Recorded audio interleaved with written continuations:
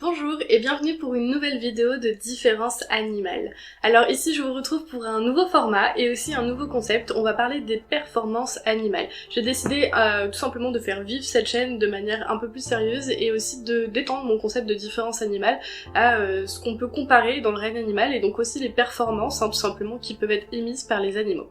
Je vais commencer cette vidéo par vous introduire une petite notion de biologie et plus particulièrement d'éthologie animale, c'est mon métier, l'éthologie, et c'est ma passion, j'arrive à en vivre, donc c'est même une vocation, et ça me tient vraiment à cœur de vous transmettre un peu mes connaissances et mon savoir. C'est aussi à travers ce genre de vidéos qu'on peut tout simplement en apprendre plus, et qu'on peut être plus sensibilisé après aussi au monde animal qui nous entoure.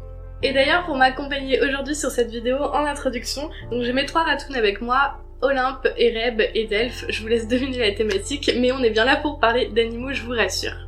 Alors, dans le règne animal, il existe deux grandes stratégies de reproduction qui ont été généralisées et simplifiées. Dans les faits, c'est bien plus complexe, mais pour vous introduire la notion, ça vous suffira de savoir qu'il y a deux grandes stratégies reproductives. Comportementale du coup, puisque ça touche aussi un petit peu à l'éthologie. Donc il y a ce qu'on appelle la stratégie R, qui est tout simplement le fait de s'accoupler et d'émettre un grand nombre de jeunes et de petits qui vont essayer de survivre dans un milieu qui est instable, qui contient de la prédation. Généralement il n'y a pas de soins parentaux qui sont accompagnés lors des premiers stades de la vie de l'animal, ils doivent se débrouiller tout seuls dès la naissance, et ce sont des animaux qui ont une faible espérance de vie. En opposition à cette stratégie, il y a ce qu'on appelle la stratégie K, qui est un peu notre modèle et le modèle de plein d'autres animaux, qui en opposition, du coup, en fait, va grandir dans un milieu stable avec des ressources stables, peu de prédation. La maturité sexuelle va arriver assez tardivement et le couple parental va avoir un jeune ou seulement quelques-uns pour lesquels en fait ils vont pouvoir émettre des soins parentaux. Ce sont des espèces animales aussi de manière générale qui ont une grande espérance de vie. Alors bien évidemment, comme je vous expliquais, tout est plus complexe, il y a des exceptions, c'est ce qui fait la beauté du règne animal. Il y a aussi, pour vous parler très rapidement, ce qu'on appelle une stratégie intermédiaire, qui est exactement en fait le cas des rongeurs. On va avoir un certain nombre de jeunes, pas autant que dans la stratégie R, mais un peu plus que dans la stratégie K, parce qu'on va avoir en fait un taux de mortalité qui va être constant, et il va y avoir un petit peu de soins qui vont être apportés dans les premiers temps de la vie de l'animal. Alors pourquoi je vous parle de ces stratégies reproductives comportementales? C'est tout simplement parce que je vous ai dit que dans la stratégie K, on avait des animaux qui avaient une grande espérance de vie. Et le record détenu actuellement de la plus longue longévité humaine est d'ailleurs détenu par une Française qui s'appelle Jeanne-Marie Calment et de 122 ans. Mais c'est 122 ans à côté du règne animal. Est-ce que c'est si impressionnant que ça? On y répond tout de suite.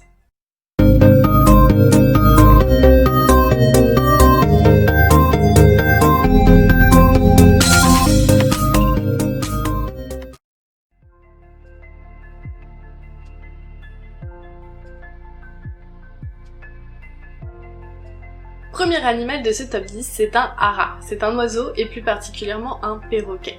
Lorsqu'ils sont détenus dans de bonnes conditions en captivité ou qui sont dans leur milieu naturel, ce sont des oiseaux qui peuvent atteindre l'âge de 80 à 100 ans.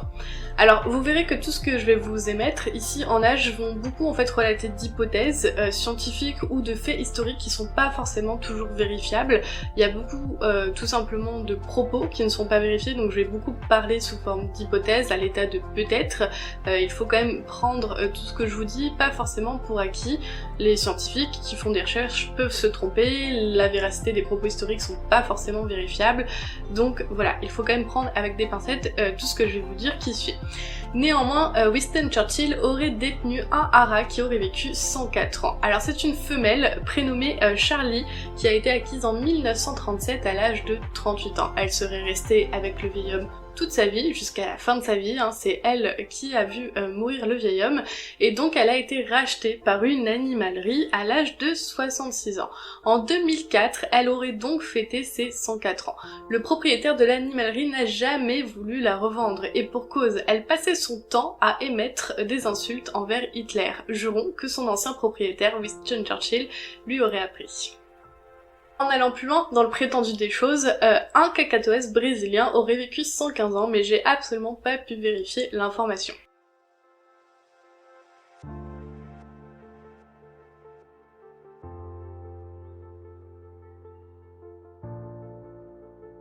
Deuxième animal, c'est le homard géant, qui peut atteindre l'âge de 140 ans.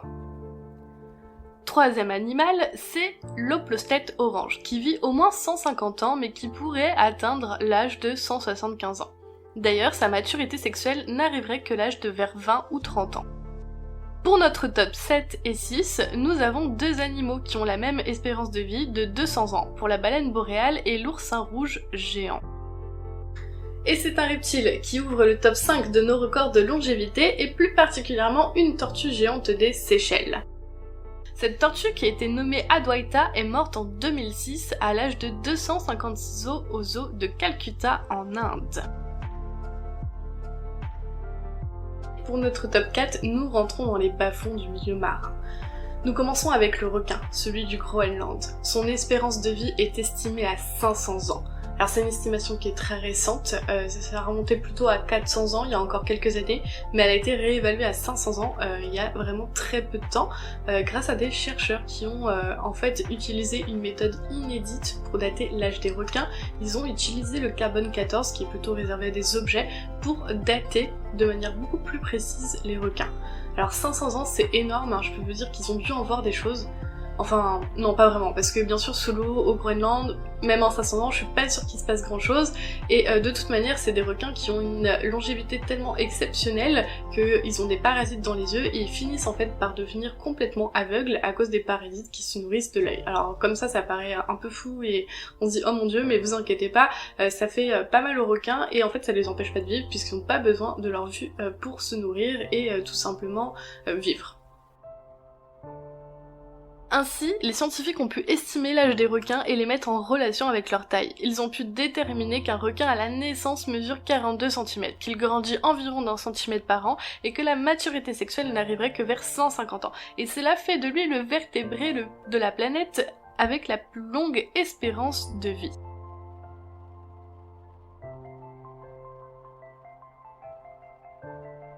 Troisième animal qui détient le record de longévité sur cette planète, c'est un mollusque. Elle s'appelait Ming, elle a été nommée comme ça en référence à la dynastie chinoise pendant laquelle elle serait née, et donc elle a été découverte en 2006 à l'âge de 507 ans. Elle est morte dans les mains de ces chercheurs. Malheureusement pour elle, et malgré son âge honorable, elle est morte de manière prématurée suite à une mauvaise manipulation de ces derniers.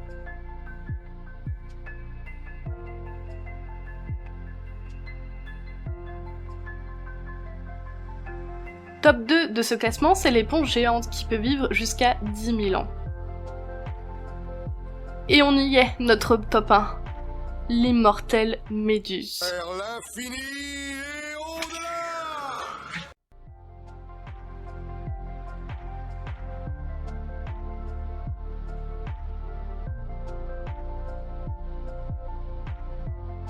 Ces deux espèces ont donc la capacité d'être potentiellement immortelles. Alors est-ce que vous vous doutiez que sur cette planète, il y avait quand même un animal, deux espèces plus particulièrement, qui avaient ce pouvoir-là, cette potentialité-là d'être immortel? Répondez dans les commentaires si vous êtes impressionné en fait par cette info, si vous pensiez que ça pouvait tout simplement s'arrêter à une espérance de vie, un âge. Dites-moi en fait jusqu'à quel âge avant cette vidéo vous pensiez qu'un animal pouvait vivre.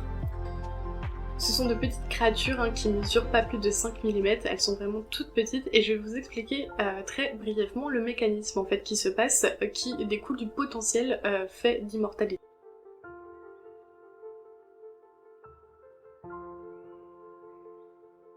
Elle commence sa vie sous forme d'un polype, accroché au fond marin. Puis le polype se transforme en méduse qui se déplace dans les océans avec ses longues tentacules, qui peuvent comprendre jusqu'à une centaine de filaments. Après sa maturation et l'accouplement, la méduse a la possibilité de retourner au stade primitif de polype. Ce processus est appelé la transdisphération. La méduse a tout simplement la capacité de reconfigurer ses cellules défaillantes en cellules neuves et d'inverser le processus de vieillissement. Est-ce que quelque part ça vous fait pas un peu rêver de vous dire que quand tout va mal ou tout va pas bien, nous aussi en tant qu'être humain on pourrait inverser le processus de vieillissement et revenir à l'état de bébé où on est dorloté, cajolé et on n'a aucun souci d'adulte? C'est un petit peu tentant quand même, non? Vous trouvez pas? C'est un petit peu ce qui arrive à la méduse en plus, ces deux espèces-là, puisqu'elles vont en fait tout simplement émettre ce phénomène de transpiration, plus particulièrement quand elles sont dans un environnement qui est stressant ou défavorable en fait à leur croissance. Voilà pour cette vidéo, j'espère qu'elle vous aura plu, vous en aurez appris un peu plus et surtout que vous aurez été étonnés par les faits et les records de longévité des animaux. N'hésitez pas à déposer un commentaire pour me dire ce que vous en pensez, c'est super important. J'ai pas fait trop de sensibilisation là dans cette vidéo sur la disparition des espèces, il y en a que j'ai présenté qui sont extrêmement en danger. Je peux pas le faire tout le temps, je l'ai beaucoup fait dans mes précédentes vidéos, c'était beaucoup plus opportun. Là ça se prêtait pas trop, néanmoins voilà, ça aussi ce but là, ces vidéos, de vous donner de l'information mais aussi de vous sensibiliser, donc c'est quelque chose qui reviendra dans d'autres vidéos, ne vous inquiétez pas. Donc voilà, moi je vais vous transmettre à la fois ma passion, mes connaissances, mais aussi en fait une part de sensibilisation, puisque tout simplement on protège ce que l'on aime et on aime ce que l'on connaît. Allez, bonne journée!